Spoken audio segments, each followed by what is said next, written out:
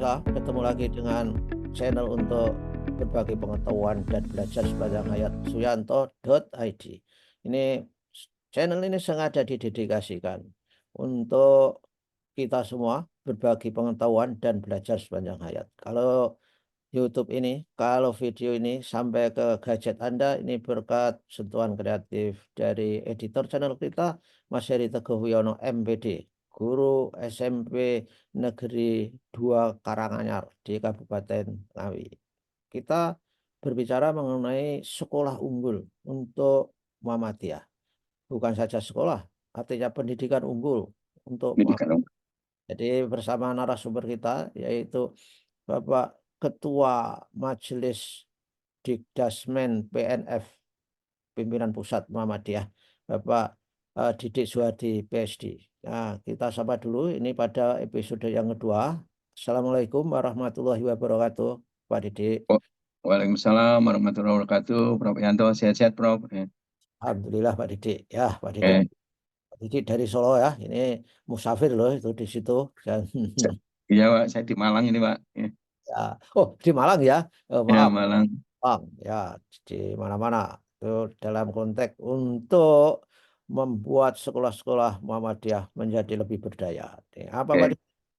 konsep pendidikan unggul kita yang lanjutan dari kemarin? Apa yang perlu kita sampaikan kepada eh, komunitas Muhammadiyah supaya kita maju bareng bersama dan bisa memecahkan persoalan bersama? Gimana Pak Didi? Baik, para pemirsa Suyanto.id yang berbahagia. Alhamdulillah, pagi ini kita melanjutkan episode kedua tentang pendidikan unggul Muhammadiyah. Pada episode sebelumnya, Prof Yanto, saya sudah menyampaikan tentang eh, indikator ya, tentang indikator pendidikan unggul Muhammadiyah. Ya, pendidikan unggul Muhammadiyah. Kemarin saya sudah sampaikan ada 6 indikator ya. Ada 6 indikator. Pertama tentang karakter kemuhammadiyahan. Kemarin juga sudah saya jelaskan apa di dalamnya.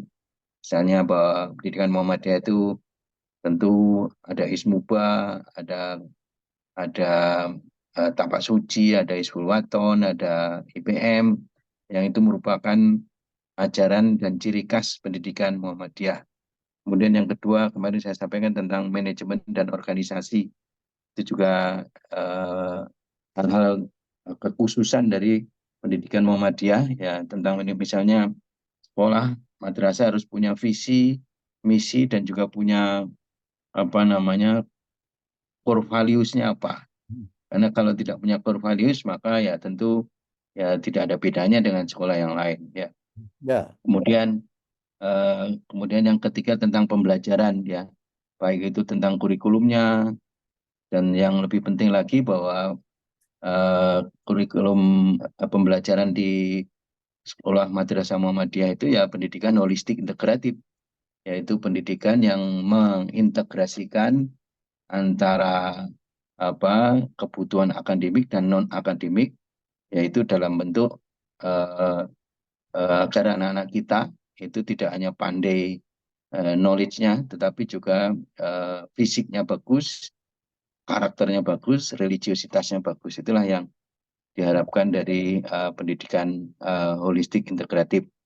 Kemudian yang keempat, kemarin juga saya jelaskan tentang uh, etos satuan pendidikan, ya Pak ya. Etos satuan pendidikan.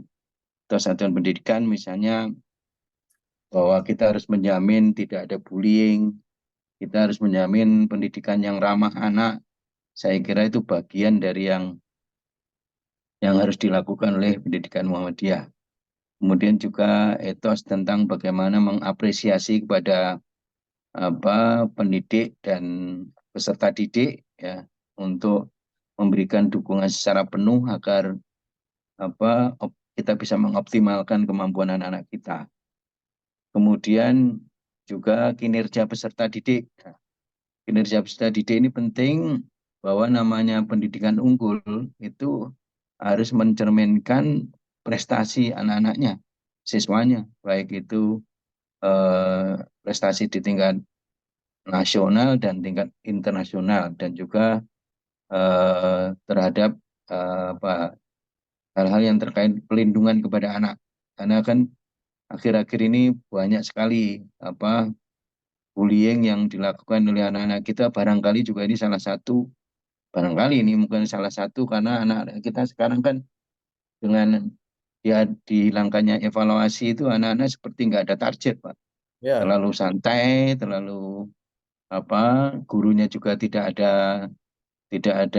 apa ya, tidak ada target yang harus dia lakukan, sehingga anak-anak kita cenderung ada agak bebas, sehingga waktunya mungkin terlalu banyak untuk bercanda, yang akibatnya bisa berlebihan dan terjadi bullying yang sekarang ini sedang marak luar biasa. Kemudian yang berikutnya, yang kinerja peserta didik ini saya kira memang harus dielaborasi lebih jauh, termasuk bagaimana kita bisa melakukan talent scouting kepada anak-anak kita ini, Pak. ya, Karena baik. ketika pendidikan unggul itu kan kita juga berharap mereka nanti bukan hanya eh, melanjutkan ke PTN ya, tetapi juga mereka juga melanjutkan ke PTMA ya, Pendidikan Tinggi Muhammadiyah dan Aisyah. Karena kalau tidak, nanti kita sudah buat sekolah pendidikan unggul, kemudian semua masuk ke negeri, yang terjadi malah brain drain ya. Ya mungkin di sisi lain juga bisa jadi itu bagian dari ukhuwah kita untuk me, apa, mensosialisasikan nilai-nilai kemuhammadian. Tapi di sisi lain, saya kira ini perlu kita pikirkan bagaimana agar anak-anak yang terbaik ini tidak semuanya masuk ke PTN. Oleh Hmm. karena kemarin kan kita usulkan ada semacam advanced placement test itu loh, Pak. Ya, Advanced placement test yang di negara-negara maju saya kira sudah dilakukan itu. Yaitu anak-anak yang terbaik di apa, diberi kesempatan untuk mendaftar lebih awal. Apalagi ini sama-sama Muhammadiyah, saya kira ini penting untuk bisa kita diskusikan, dan saya sudah sampaikan juga ke Majelis Dikti supaya ini dibahas, supaya mereka ini paling tidak kalau didaftar lebih awal, mereka kan bisa diuntungkan dari sisi waktunya, Pak. Jadi bisa selesai lebih awal. Apalagi kalau dikasih beasiswa, saya kira akan jauh lebih bagus. Nah, itu Pak yang terkait dengan ini. Nah, kemudian indikator yang lain saya kira namanya pendidikan Muhammadiyah, ciri kekhususannya kan kita Pak, di ya, dalam ini tertib organisasi. Tertib organisasi artinya karena Muhammadiyah itu membawa bendera perserikatan, maka seluruh aturan harus diikuti, termasuk misalnya kewajiban untuk apa, iuran ta'awun, itu juga bagian yang harus dilakukan, karena kan prinsip Muhammadiyah itu kan apa, bersama-sama berbagi kebaikan. hmm. Berbagi kebaikan itu bukan hanya memberikan pendidikan yang baik kepada anak saja, tetapi juga bagaimana agar organisasi Muhammadiyah ini tumbuh kembang dan semakin meluas di seluruh Indonesia, bahkan di dunia. Itu Ya, Pak kira-kira tentang pendidikan unggul Muhammadiyah itu. ya, ya, ya, ya. Saya kira memang penting menciptakan ekosistem itu loh Pak Didi ya. Jadi Ya, ekosistem dalam arti kalau di Dikdasmen sudah berhasil unggul, what's next? Supaya ada kontinuitas, ada sustainabilitas dari keunggulan anak-anak itu tetap dalam frame core values yang disampaikan Pak Didi itu di dalam kemuhammadiyaan itu. Antara lain misalnya menciptakan masyarakat yang berkemajuan. Tapi itu kalau didikti itu tidak juga menyambut baik, itu kan juga akan terjadi disparitas demand dan supply tentang ya, Nah, oleh karena itu, saya menyambut baik kalau misalkan saja Majelis Dikdasmen dan Majelis Dikti itu sering berkomunikasi, Pak Didi, untuk ya, menjamin bulan itu tidak jangan sampai terputus. Banyak kan sekolah Muhammadiyah, misalnya yang baru dirintis, punya punya SD. Oh, hebat sekali itu. Orang tua itu kan selalu bertanya, kapan SMP-nya dibuka itu. Itu Betul, terutama, terutama untuk sekolah-sekolah yang sejak lahir itu memang punya cita-cita unggul dan bisa jadi unggul dan bisa berekspektasi unggul. Jadi orang-orang tua itu kapan SMP-nya dibuka. Kita sayang. betul, betul. Nah, di sini nanti SD sudah di baik-baik, lalu ke SD umum itu akan luntur Iya, lagi itu habitat. betul.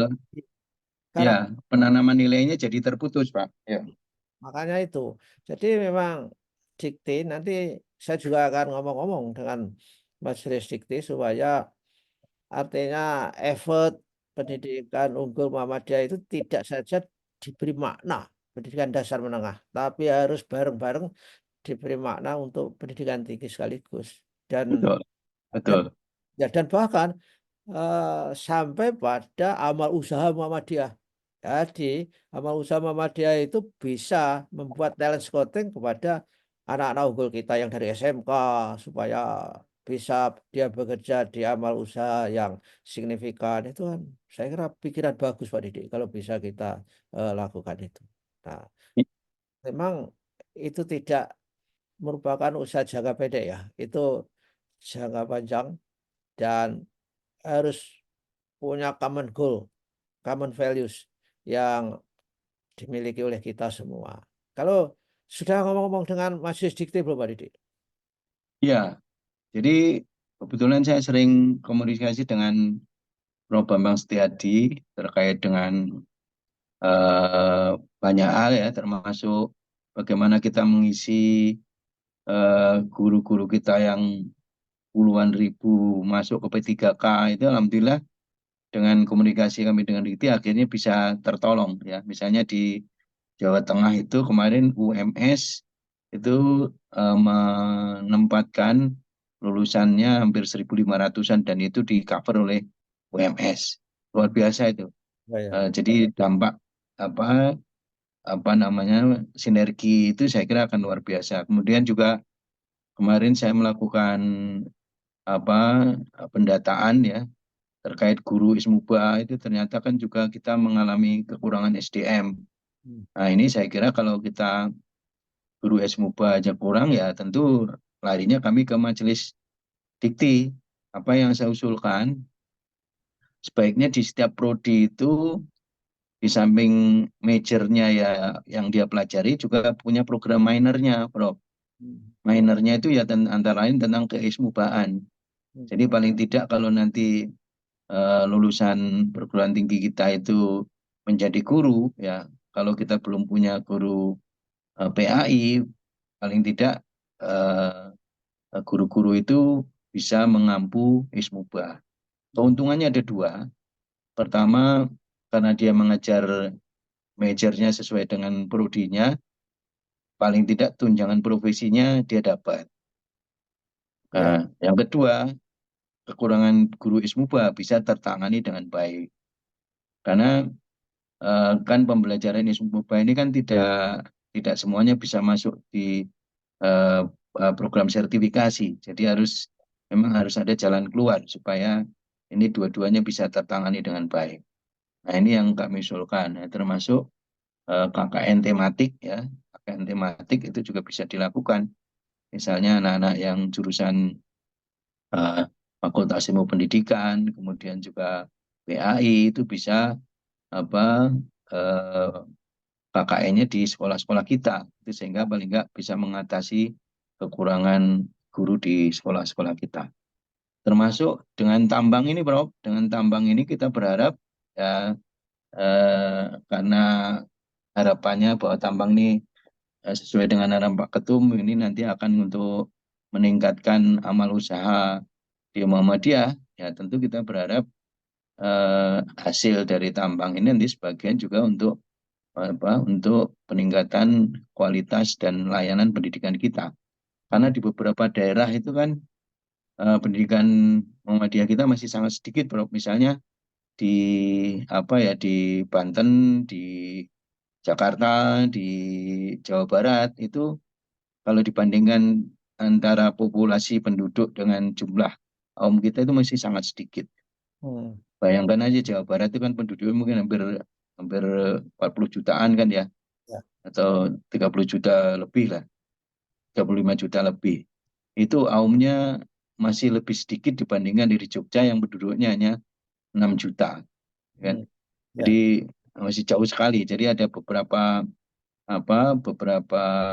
daerah yang wilayah memang ini perlu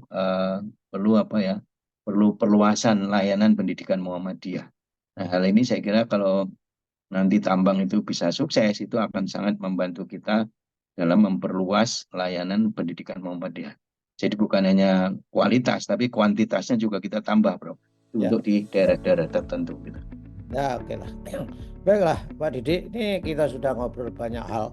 Mudah-mudahan menjadi concern semua komunitas Muhammadiyah dan para pimpinan Muhammadiyah di semua level. Karena pendidikan itu adalah merupakan sektor yang sangat menentukan kehebatan bangsa. Kalau pendidikan menentukan kehebatan bangsa, tentu pendidikan akan menentukan kehebatan Muhammadiyah in general. Betul. Baik, Oke. terima kasih ya Pak Didik. Kita Baik, Bro. dan mudah-mudahan acara Pak Didik di Malang lancar dan Amin. sampai ketemu Amin. lagi. Wassalamualaikum warahmatullahi wabarakatuh. Waalaikumsalam warahmatullahi wabarakatuh.